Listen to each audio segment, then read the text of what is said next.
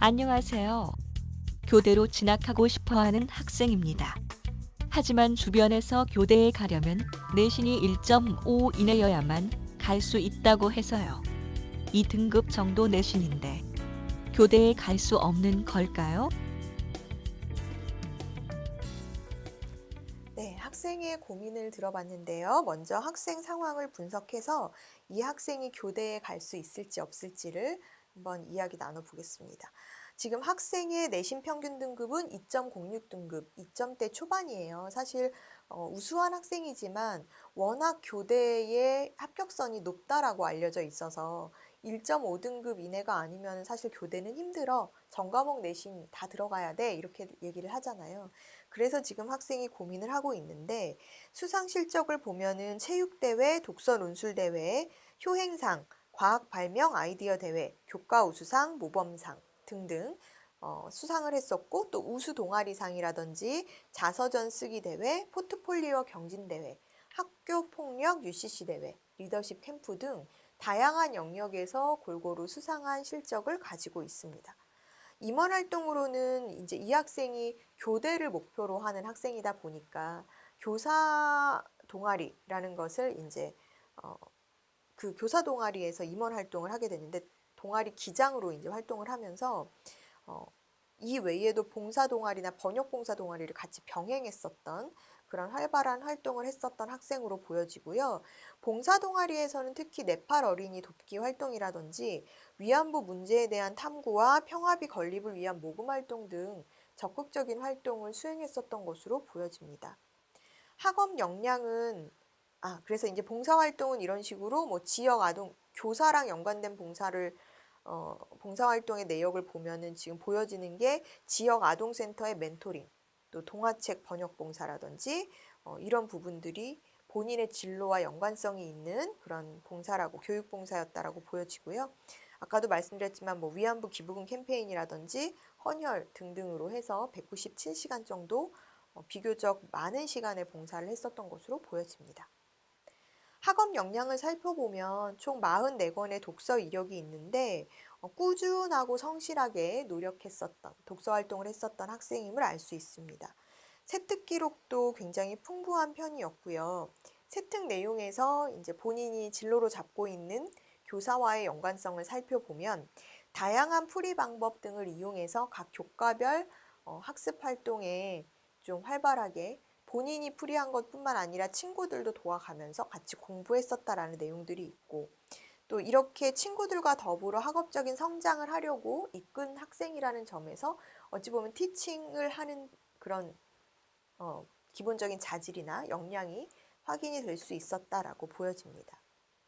그래서 학생은 학생부 내용을 통해서 스스로 이제 부족한 점을 점검하고 부단히 노력한다라는 점이 행동종합 특성에 강조되어 있어요. 자기 스스로를 되돌아볼 줄 아는 학생이라는 것이죠. 그리고 타인 존중과 협력, 봉사 등과 연계된 칭찬도 많은 편입니다. 인성적인 부분에 있어서는 사실 교대 지원을 했을 때 크게 무리는 없어 보이고 동아리 역시 장래 교사를 염두에 둔 활동이 많았던 것으로 보입니다.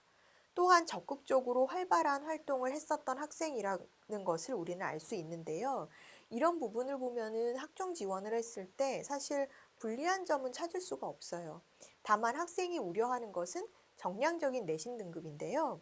학생의 멘토멘티 활동의 우수성이라든지 다양한 동아리 활동이 독서나 역사 이런 관련 과목들과의 학업 역량을 보여지는 데 있어서도 소신껏 어필이 되어 있기 때문에 교대 지원을 한번 해보는 것도 나쁘지 않을 것 같습니다.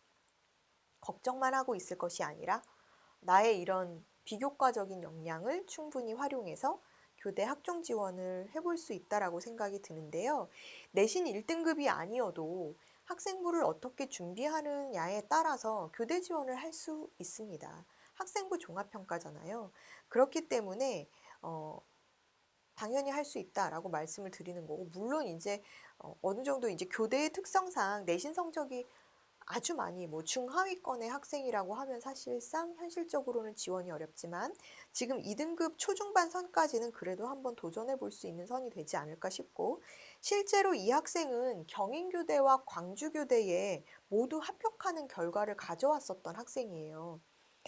물론 이제 최초 합격은 아니고 추가 합격을 기다렸었던 상황이지만 최종적으로는 합격을 이루어냈기 때문에 교대 지원에 성공했다라고 볼 수가 있는 것이죠. 경인교대 같은 경우는 예비 30번으로 추가 합격이 되었었고요. 또 광주교대는 예비 5번으로 추가 합격이 됐었던 바가 있습니다. 결과적으로 2점대 초반의 내신으로 학종 지원을 해서 교대에 동시 합격했었던 그런 결과를 가지고 왔었죠.